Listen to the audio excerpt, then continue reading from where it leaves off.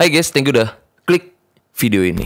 Jadi sekarang aku mau ajak kalian bahas soal kasus naas yang nimpa seorang wanita di Jogja di tahun 2023 ini. Yang semuanya terjadi cuma karena pinjol. Oke lah, kayak gimana kisah dan kasusnya, langsung aja kita bahas sedetail mungkin yang aku bisa. Tapi kayak biasa kita ritual dulu. Jadi siapin minuman dan cemilan kalian. Siapkan juga posisi ternyaman menurut kalian kayak gimana. Jadi kalau udah nyaman, udah santuy. Nah, jadi soal kasus ini, yuk kita bahas.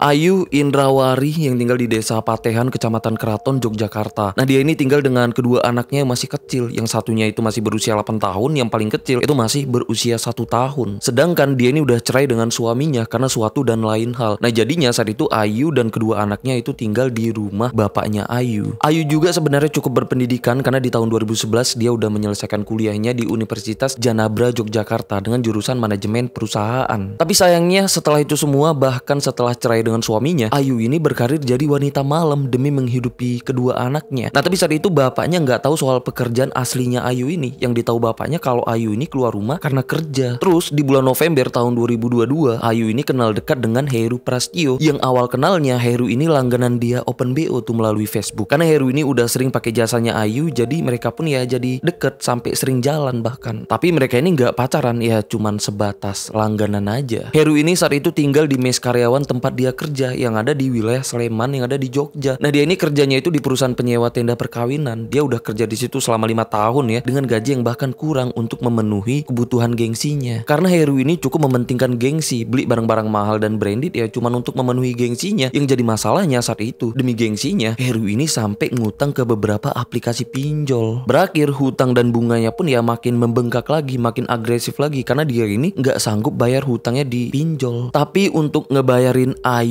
untuk ya memuaskan hasrat pribadinya itu ada gitu ya. Nah, yang pasti mereka ini tuh nggak ada hubungan apapun, mereka nggak pacaran ya. Jadi mereka ini deket, sering jalan cuman karena sering ya udah langganan. Karena saat itu Ayu ini udah punya pacar, bahkan pacarnya juga udah nerima dia dengan kondisi dia yang kayak gitu. Bahkan ya pacarnya Ayu ini udah berencana mau melamar dan menikahi Ayu setelah habis lebaran tahun ini loh. Nah, tapi sayangnya itu semua gagal dan gak jadi gitu loh karena kejadian naas yang nimpa Ayu ini.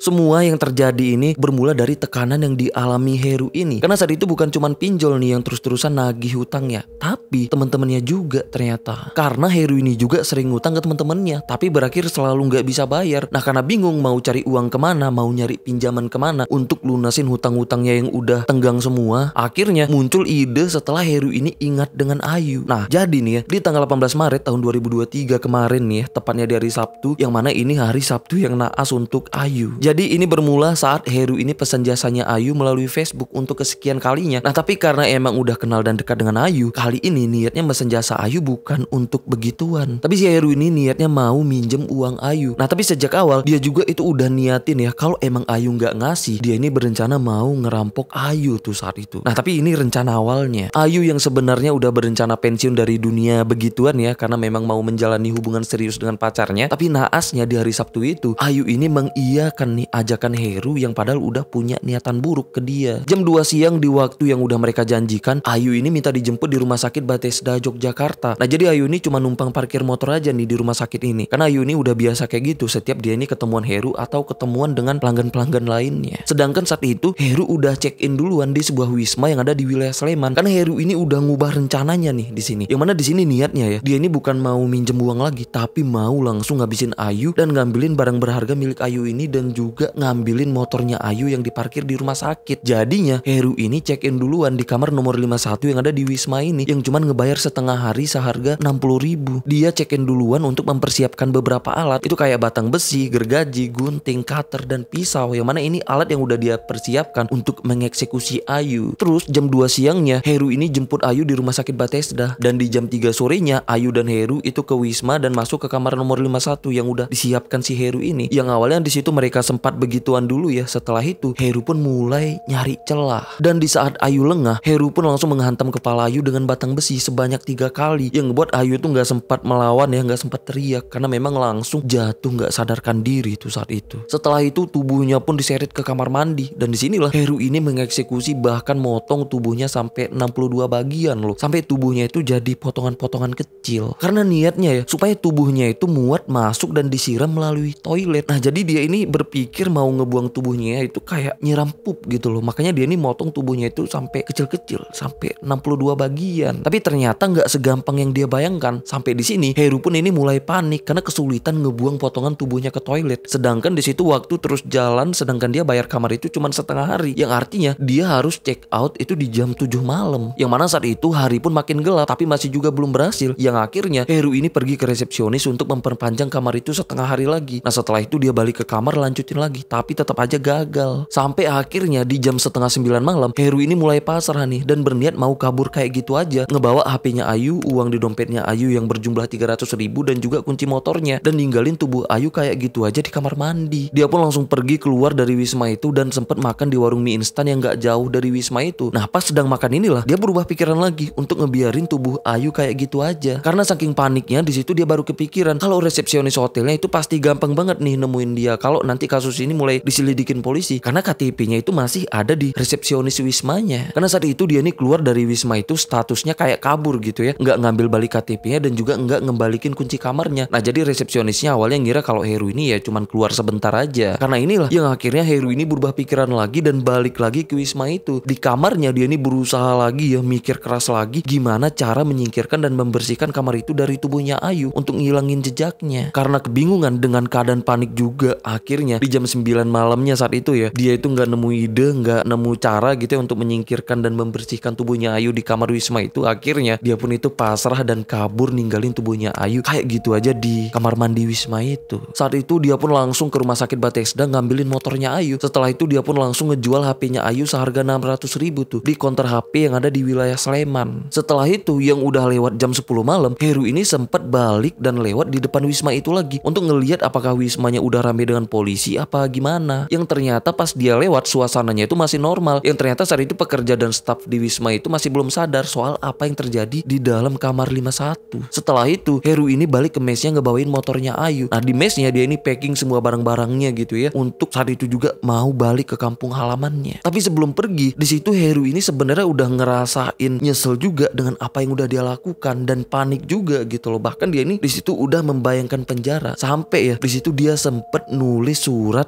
yang isinya kayak gini: siapapun yang baca pesan ini tolong maafkan aku yang sering buat kalian jengkel. Saya pergi dari sini, kita bisa ketemu lagi di penjara atau di akhirat. Maaf untuk uang, biar Allah yang memutuskan jika ada waktu dan jalan keluar akan saya lunasin dengan cara saya sendiri. Kenapa aku melakukan ini? Karena aku sering berada di bawah tekanan akibat gengsi. Dan maafkan untuk semua kebohonganku. Aku hanya punya waktu kurang lebih 24 jam. Dengan waktu segitu aku akan memutuskan untuk menyerahkan diri ke polisi atau lari sebisa mungkin atau lari dari kehidupan ini. Salam buat keluargaku di rumah dan tolong sampaikan aku telah gagal mendengarkan nasihat kedua orang tuaku. Masih ada adikku yang bisa kalian nasihatin. Jangan sampai seperti saya. Aku sayang kalian. Semoga kita bertemu kembali. Jadi itulah 2 lembar surat yang dia tinggalin di mesnya sebelum dia ini pergi. Yang mana di situ dia juga emang kelihatan pasrah dan menyesali perbuatannya gitu loh. Nah tapi aku salvok dengan emot yang dia gambarkan kayak gini. Ternyata dia masih sempet gitu ya gambar emot kayak gini. Oke lah kita sambung. Setelah nulis surat ini, Heru pun itu langsung pergi ke kampung halamannya ke Temanggung, Jawa Tengah. Sedangkan di sisi lain bapaknya Ayu malam itu mulai panik karena sampai tengah malam Ayu masih belum pulang, gak ada kabar, apalagi HP-nya pun gak aktif. Karena biasanya Ayu ini udah di rumah kalau tengah malam karena dia ini punya anak yang masih bayi. Kalaupun dia gak pulang mungkin nginep di rumah temennya, Ayu ini selalu ngabarin bapaknya, nitipin anaknya. Tapi malam itu Ayu bener-bener gak ada kabar. Sampai bapaknya Ayu malam itu udah coba nelpon semua keluarganya untuk nanyain Ayu, tapi gak ada yang tahu Ayu ada di mana. Bahkan malam itu sampai sekeluarga besarnya pun mulai panik karena sebelumnya nggak pernah kayak gini. Sampai bapaknya Ayu pun itu panik nelponin keluarganya tuh di tengah malam lagi. Sedangkan di sisi lain lagi nih ya, di Wisma ini malam itu tepatnya di jam 1 malamnya yang harusnya Heru dan Ayu check out, tapi masih belum ada pergerakan. Sedangkan resepsionisnya itu udah nungguin mereka tuh untuk ngebalikin kunci dan kosongin kamarnya. Setelah ditunggu sampai jam 2 malam yang emang masih belum ada pergerakan juga, akhirnya petugas kebersihan itu coba datengin ngetuk pintu kamarnya tapi nggak ada sautan sama sekali. Terus karena penasaran mereka pun coba ngintip dari celah jendela, dan disinilah mereka pun kaget yang ngelihat kepala Ayu yang dipenuhin bercak merah yang ada di lantai pintu kamar mandi Wismanya. Mereka pun langsung manggil security yang akhirnya pintu kamarnya pun itu didobrak, yang mana disinilah semuanya kaget gitu ya ngelihat kepala dan tubuhnya Ayu di kamar mandi yang udah dalam keadaan terpotong-potong. Yang akhirnya malam itu juga mereka pun itu langsung nelpon polisi. Beberapa menit kemudian polisi pun datang dan langsung menggeledah barang-barang yang ada di situ. Yang akhirnya polisi nemuin KTP-nya Ayu, dan malam itu juga polisi pun itu langsung menghubungi bapaknya Ayu dan menjelaskan soal apa yang terjadi dengan Ayu malam itu. Bapaknya Ayu benar-benar kaget dan langsung lemes tuh dengar kabar dari polisi. Bahkan awalnya bapaknya Ayu nggak percaya anaknya ditemukan yang udah dalam keadaan kayak gitu, apalagi ditemukan di Wisma. Karena yang ditahu bapaknya kalau Ayu ini kerja, biasanya pulang kerja Ayu itu langsung pulang karena dia kerja dan tinggal dengan bapaknya itu masih di kota yang sama. Jadi bapaknya heran kenapa anaknya kok malah ditemukan di Wisma atau di penginapan. Ya ini karena bapaknya nggak tahu pekerjaan Ayu yang sebenarnya. Singkat cerita, malam itu juga bapaknya Ayu pun itu langsung datengin Wisma itu. Di sana betapa kaget dan shocknya bapaknya setelah ngelihat secara langsung kondisi tubuh Ayu pas ditemukan. Yang paling menyakitkannya ya, itu ternyata bener-bener Ayu. Resepsionis Wisma itu pun langsung nyerahin KTP Heru ke polisi. Sosok lelaki yang ngebawa Ayu check in di situ. Nah, polisi pun itu langsung memburu Heru dengan modal KTP-nya. Besoknya, polisi berhasil nemuin mes dan tempat kerjanya Heru. Di sana mereka pun itu langsung menggeledah kamarnya Heru yang ternyata Heru udah melarikan diri dengan ngebawa semua barang-barang dan bajunya. Dan juga disinilah polisi nemuin surat yang ditinggalin Heru tadi. Singkat cerita, polisi pun memburu Heru ke alamat yang ada di KTP-nya dan gak butuh waktu lama, polisi pun akhirnya berhasil nangkap Heru di rumah orang tuanya di kampung halamannya. Heru ditangkap tanpa adanya perlawanan ya, yang seolah dia ini memang udah nunggu untuk ditangkap karena dia emang udah mengakui kesalahannya dan emang udah menyesali perbuatannya. Di interogasinya pun Heru ini mengakui semuanya, yang mana dia ini melakukan ini semua ya karena tekanan yang dia alamin karena udah berhutang ke banyak pihak termasuk ke 3 aplikasi pinjol, yang mana jumlah hutangnya emang udah membengkak karena bunga hutangnya yang terus menggila gitu loh karena dia ini nggak bisa bayar. Yang akhirnya karena nggak kuat dengan tekanan yang ada, dia terpaksa ambil pilihan ini merencanakan untuk menghabisi Ayu, untuk merampas HP, uang dan motornya Ayu untuk melunasi hutang-hutangnya. Yang akhirnya keputusan itulah yang ngebuat Heru ini harus menyesali ini semua di sisa hidupnya. Karena rencananya dan apa yang udah dia lakukan di hari Sabtu itu, Heru pun harus terima dengan vonis hukuman matoy karena udah melakukan pembunuhan berencana dan kena pasal berlapis juga.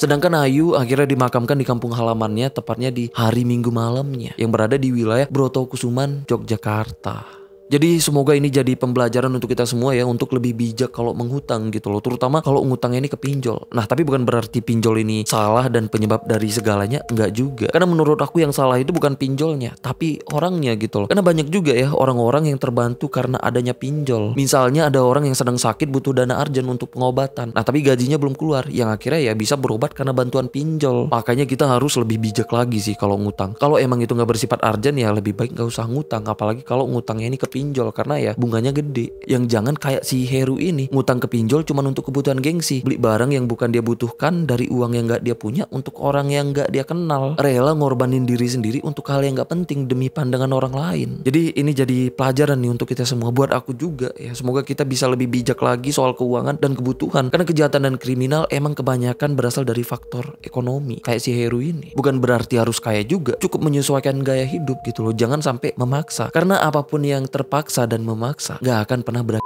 Oke lah, sampai sini aja pembahasan kita tentang kasus ini. Semoga kita bisa ambil pembelajaran dari kasus ini dan dari semua kasus yang udah kita bahas gitu ya. Karena memang banyak sih pembelajaran-pembelajaran yang bisa kita petik dari kasus-kasus beginian. Ya minimal untuk menjaga hidup kita gitu ya. Untuk kita nggak masuk nih dengan kasus-kasus kayak begini. Apalagi sampai ngalamin, apalagi sampai jadi korbannya gitu. Gila sih. Oke lah. Oh ya, pada lebaran semua kah kalian? Jadi aku ucapkan selamat Hari Raya Idul Fitri nih untuk kalian semua yang merayakan. Jadi mohon maaf lahir batin dari aku dan keluarga dan tim aku.